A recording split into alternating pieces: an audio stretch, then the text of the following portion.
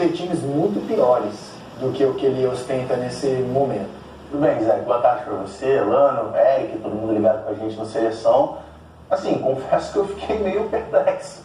E estou agora muito curioso para poder saber... Por que perplexo? Fiquei perplexo porque a gente conversava aqui na semana passada, eu, D'Alessandro e Elano, com relação a essa dificuldade que os jogadores de futebol brasileiro têm de, às vezes, você estar adaptado jogando um tempo de uma forma e aí, de uma hora para outra, você dá um 360 e o jogador é obrigado a simplesmente trocar o chip.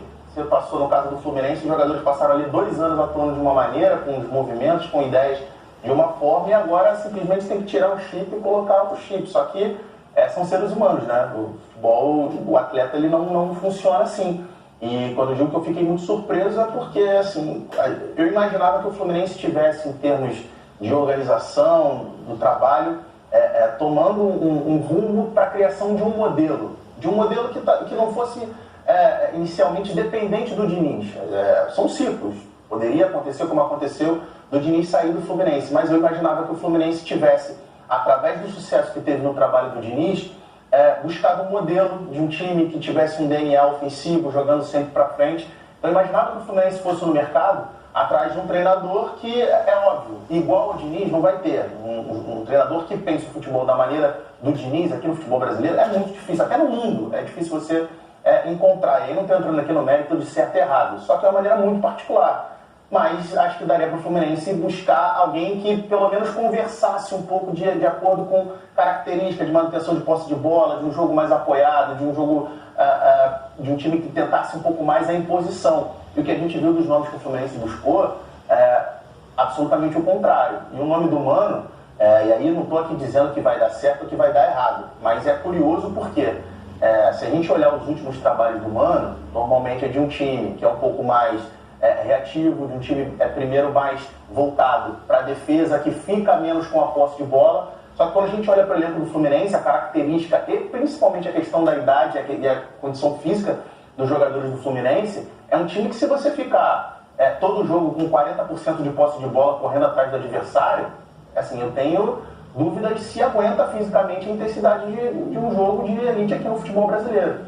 Então acho que são questões aí que a gente vai ter que aguardar para ver como é que vai ser o desenrolar do trabalho, mas eu, sinceramente, assim, tô bem curioso para ver como é que o Fluminense, como é que a gestão do Fluminense, se vai de repente modificar o elenco, e aí a gente vai entrar na parte financeira, porque você modificar o elenco, primeiro contratação e depois você rescindir o contrato de quem está lá. Não sei se o Fluminense, nesse momento, financeiramente, tem essa saúde financeira desse tamanho para poder fazer uma reformulação, uma mudança no elenco, agora numa janela de meio de ano.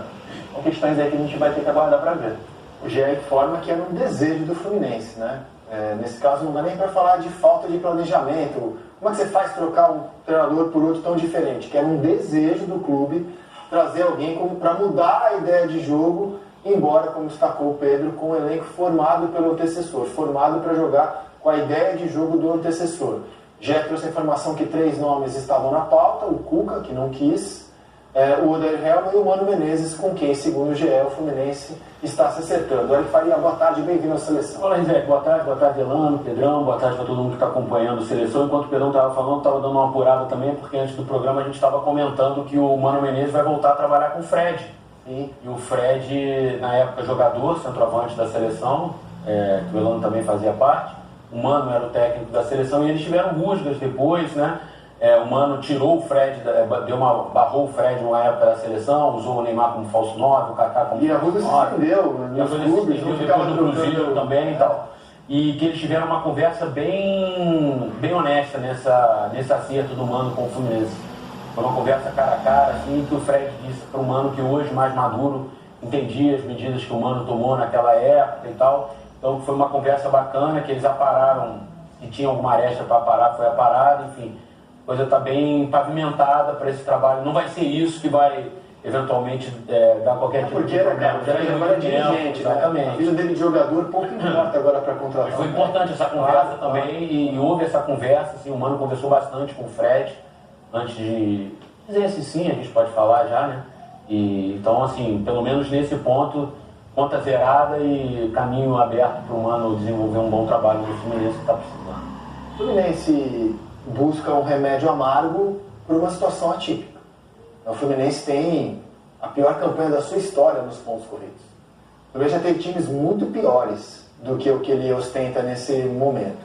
Mas, inclusive, o GE fez um levantamento das piores campanhas da história do Brasileirão e o Fluminense assusta, porque ele está entre as piores coisas que a gente já viu na história desse campeonato de pontos corridos. Aqui estão o levantamento do GE, os times que tiveram as piores campanhas. O Fluminense é a terceira pior campanha até esse momento, após 13 rodadas. Ele só é ligeiramente superior à Chape em 2021 e ao Avaí em 2019. Todos esses times aí caíram, tiveram pontuação assim baixa, né, entre a Chape e o Coritiba, eles caíram. Então o Fluminense foi buscar um remédio amargo para uma situação sui generis, que você vê um campeão da América fazendo no ano seguinte uma campanha de rebaixamento, uma campanha horrorosa. E esses times que você mostrou, Zé, no ano anterior não tinham feito o que o Fluminense fez, né? Isso é o mais impactante. Não tinha um elenco, a folha salarial que o Fluminense tem. O que você acha desse remédio amargo que às vezes os clubes adotam? Quer dizer, chegamos até aqui e o clube escolheu. Não é, a gente pode nem falar em falta de planejamento, nesse caso é uma escolha do Fluminense. Trazer alguém com uma ideia de jogo completamente diferente do antecessor que montou o elenco. Sim, são perfis diferentes, né? Eu acho que os dois são vencedores, né? É importante a gente ressaltar também que o Mano é um treinador vencedor, né? Eu acho que é o que, pelo momento, o jogador tem que mudar, né? O chip, entender que precisa de pontos hoje. Né? Às vezes não é tanto o rendimento, é mais o ponto também, que hoje é importante para o Fluminense sair dessa situação, né? Próximo, um pouco superior, inclusive, ao aproveitamento do Palmeiras, campeão no ano passado. Então o Fluminense, para escapar hoje do rebaixamento, naquelas pontuações clássicas que a gente tem, 45, 45, só fazer 39 em 75. Ele tem que ter um aproveitamento de campeão. Aproveitamento superior até, ligeiramente superior ao que o Palmeiras teve no ano passado para levantar o caneco. Então já virou um drama. Acho que é menos um pouco, não é, Zé? Acho que é 52%. 39 de 75. Dia 6, vai. Precisa. Não é 66%? Não, 39 de 75, 52%. Se ele chegar a 45. Já tem 39, 45, dá 52%, mais ou menos. Exagerei. Mas ainda assim, os 6 primeiros ano passado no Brasileiro tiveram aproveitamento de acima de 50% dos pontos. Os 6 primeiros colocados. Então ele tem que ter um aproveitamento de G6. O que, assim, eu acho que a gente vai ver, ou de um lado ou de um outro, a gente vai ver uma mudança de perfil. Ou do Mano Menezes se modificando para jogar de uma maneira diferente com esse time do Fluminense, ou o Fluminense mudando o perfil do seu elenco. Porque se a gente for pensar, por exemplo, no exercício, se a gente for pensar que talvez seja, em termos de escalação, o melhor Fluminense possível, que é o time da final da Libertadores com o Thiago Silva no lugar do Nino. Esse time jogando, a maneira com que a gente se acostumou a ver o Mano Menezes nos últimos trabalhos do Mano, com 40% de posse de bola, o time ali esperando o adversário para sair em contra-ataque, esse time não segura, não aguenta. Se jogar com o meio campo, com o Ganso, uma defesa com o Thiago Silva, com o Felipe Melo, com o Marcelo, esse time não aguenta, não consegue jogar, não dificilmente vai jogar assim, Mano, né? Então, é o que eu estou falando, vai ter uma mudança de perfil, ou do Mano, ou do Fluminense. E aí eu imagino que a mudança de perfil vai ser do Fluminense, vai ser do time do Fluminense, porque acho mais difícil a gente imaginar o Mano nessa fase da carreira mudando a maneira dele de enxergar o futebol. 2 anos atrás, o Mano levou o Inter ao vice-campeonato brasileiro. Sim. Uma boa campanha, jogando um futebol, assim, jogando um bom futebol, não só um futebol reativo, futebol, assim, muitas vezes protagonista nos jogos, assim. Foi pro Corinthians, o trabalho não surtiu muito efeito, mas salvou o Corinthians do rebaixamento também. O Corinthians, a missão ali era aquela e ele tirou do rebaixamento. Mas era que salvou, porque assim, aproveitamento não mudou muita coisa, né? Mas não caiu, podia ter caído. A missão era não cair e não caiu. Agora, aí foi daquelas trocas em que o time não andou pra frente, assim, nem pra trás. Talvez, aí não dá pra gente saber, é muito sim, mas assim, o fato é que ele tava lá e o time não caiu, né? Porque assim, ó, na penúltima rodada tomou 5-1 do Bahia, né? Foi. E aí veio a São Januário, ganhou um jogo importante também, que praticamente pegou a permanência na primeira divisão. Eu vejo os times do Mano, ele tem sempre uma consistência, né? Esse é um time pra esse momento, assim. E não dizer que o Mano piorou com isso. Não, entendi. Estava numa draga tão grande que eu não vi muita mudança do Mano pro Vanderlei. Mas assim, ficou mais ou menos onde está. O Mano é um cara que entra no vestiário, o jogador respeita, né, cara? Assim, cara que já foi técnico de seleção brasileira, já ganhou títulos, um cara com currículo. E eu acho muito difícil o cara não aceitar o Fluminense. Porque assim, como ele aceitou, porque ele olha o elenco do Fluminense também. Sabe que tem de onde Sabe que ele tem, por exemplo, você quando olha para um Você acha que ele vem, pensando com a cabeça do treinador, legal esse teu ponto, ele vem mais focado em escapar do rebaixamento ou em tentar ser campeão da Copa do Brasil ou da Libertadores? Não, primeiro ele vem para tentar livrar o time, né? Para somar os primeiros pontos aí, que é importante. Mas certamente ele alimenta esse sonho, né? Com certeza. Eu vivo A primeira pergunta que a gente faz, né, a questão do treinador, ele fala, deixa eu analisar o time. Está acompanhando o time, o Fluminense está em evidência todo momento. Vou acompanhar o elenco que eu tenho. Então, basicamente, mudanças ele vai fazer. Isso ele pode ter certeza. O treinador chega e não vai manter todo mundo e voltar. Alterar alguma coisa, isso vai acontecer. E eu vejo os humanos, assim, para esse perfil, né, o perfil do time deles é sempre muito consistente, os setores, né? Então, quando ele olha para um trabalho e vê um Fluminense, um clube do tamanho do Fluminense, com o elenco que tem, eu acho também que a adaptação dos atletas não vai ser tão difícil, porque nós estamos falando ali de 6, 7 peças muito experientes e boas. Muitos trabalhando com ele. E eles entendem, e o cara mais experiente, o cara mais velho nesse momento, ele entende que precisa, às vezes, ser um pouco mais conservador. Isso, às vezes, faz parte do time, né? Porque não está conseguindo. Às vezes, você ser um pouco mais conservador para que você consiga alcançar ali, até mesmo menos posse de bola, menos o gol, mas com mais assertividade, às vezes isso também é importante. O Fluminense precisa disso nesse momento. O Fábio, por exemplo, trabalhou com o Mano no Cruzeiro. O Thiago Silva trabalhou com o Mano na seleção. O Marcelo provavelmente trabalhou com o Mano na seleção em algum momento, em alguma das convocações.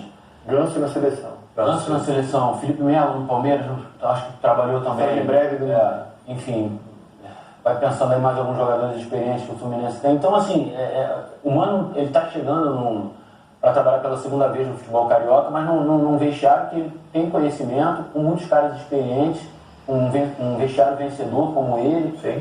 Assim, é a questão que o Pedro levantou, óbvio. Assim, o Fluminense está há 2 anos jogando de um jeito. Vai ter que ser uma mudança assim, muito diferente mesmo. Assim, você sai de um lado e vai para o outro completamente diferente. Mas, assim, isso não significa que você não consiga se adaptar rapidamente. O jogador bom tem capacidade de se adaptar a diversas situações, né? Pode levar um tempinho ou outro.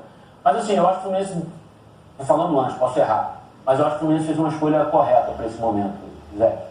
Um cara experiente, como eu disse, um cara que assenta as coisas, um cara que tem costas largas para também segurar a bronca com os atletas nesse momento de transição. Acho que é uma escolha possível para o momento.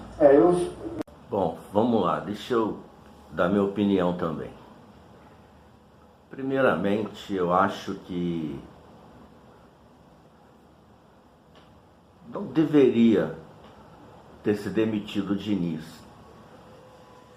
Eu, particularmente, eu sei que muita gente não vai concordar comigo pelos resultados que estavam acontecendo, mas, assim,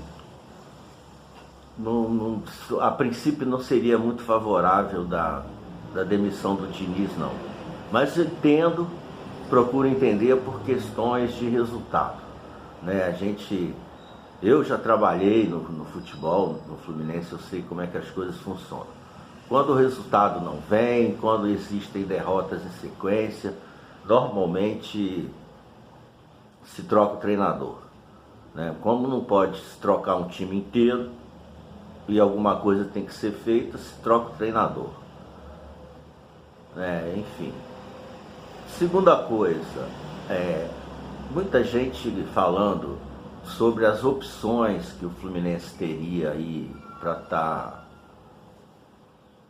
estar substituindo o Diniz.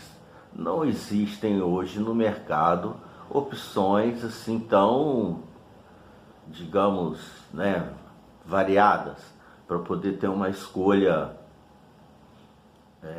mais ampla, um leque maior de opções para poder estar escolhendo um treinador.